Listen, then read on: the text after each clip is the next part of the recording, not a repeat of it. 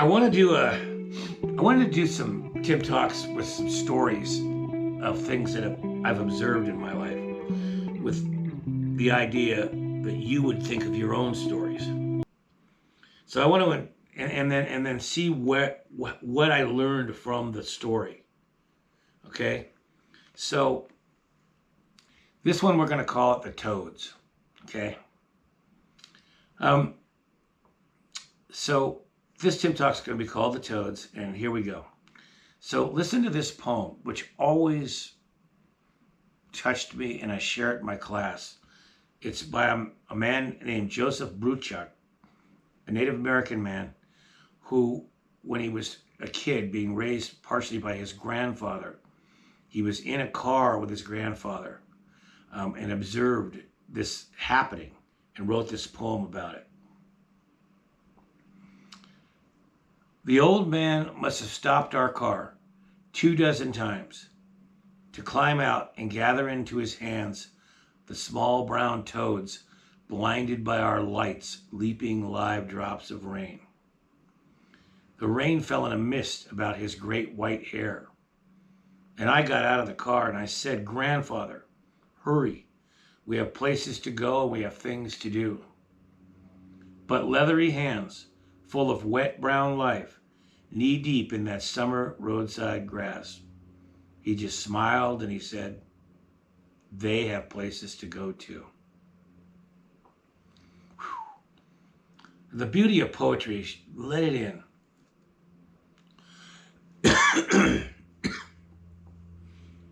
You think about how many people would drive their cars right over the toads and run them over. And not all of those people are just nasty people that want to kill toads. Most of them wouldn't even see them. But to see them and to do it, that's scary. How many people would stop for the toads and help them out? To me, it's often the little animals that become our greatest teachers, the ones that are the most vulnerable to us, like the toads, like the spider in your shower or in your house. Are you kind enough to move it out or leave it alone, or do you just smash it? You know, we have opportunities endlessly in our lives where animals are just simply trying to live their lives, and somehow or another they get into our way, and how we react to them is a huge statement about who we are. Huge. Do you have what it takes to slow down enough and be willing to help when help is needed, another being on this planet? I think of it, as I'm talking, I get a little teary-eyed because I'm thinking of all these stories are flashing through my head of times when I've had that opportunity and what I've done. And so just to go forward now a little bit, I've said that toad poem for years and I love it. And yes, that man had the decency to stop and help those toads cross the road and not run them over. And, you know, an argument, someone might make the argument, why would it really matter? There's millions of toads there. It matters to the one. There's also another great story by a naturalist who was in Florida. And he saw some people, his name was Lauren Isley, and he saw some people jumping crazy down the beach far ahead of him. And he was curious, and he was also wondering if they were a little nutty. But his curiosity got him, and he went. And he noticed that they were saving starfish. They were throwing starfish back into the ocean. And there was thousands of them there on the beach.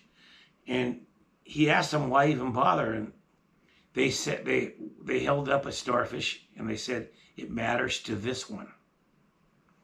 And what had happened is they'd washed up on the beach on a ultra high tide in the middle of the night. And it came out fast and left them stranded. They were baking in the sun. So this guy and a few of his friends were doing their best to throw them back into the ocean. And yeah, they weren't going to save 10,000 starfish, Maybe they were only going to save 100. But it's the act of kindness that, like a tree growing, grows out into the world and makes everything better. And it also grows inwards into you and makes you a better person for the kindness and care you offer to another being. So coming back to the toads, so a couple summers ago, we live along, there's a road that goes into our property, and it goes along a little lake called Hammond Lake. And this one summer, and I've been out here for 30 years, this one summer, thousands of toads hatched out, and frogs, tree frogs, along the road, and we're covering it in spots. I'm talking hundreds, maybe thousands. And it was so sad because so many cars would drive down the road, run them over, and not even know they did it. But a remarkable thing started to happen. My students took notice, and they started to go back over there and started catching the toads and the frogs and releasing them in safe places on our land, around our pond, and in our woods and gardens and so forth. And I was doing the same thing with them, taking the time to do it. And then I noticed certain neighbors were putting signs up saying, look out for the toads, drive slow, help them out. And then I saw other people helping them off the road. This was going on for a few weeks. And yes, many did get run over, but that was a remarkable thing. It actually happened. The poem came true for us where we live, and we were tested, and we did the right thing. So I cannot tell you how important that is.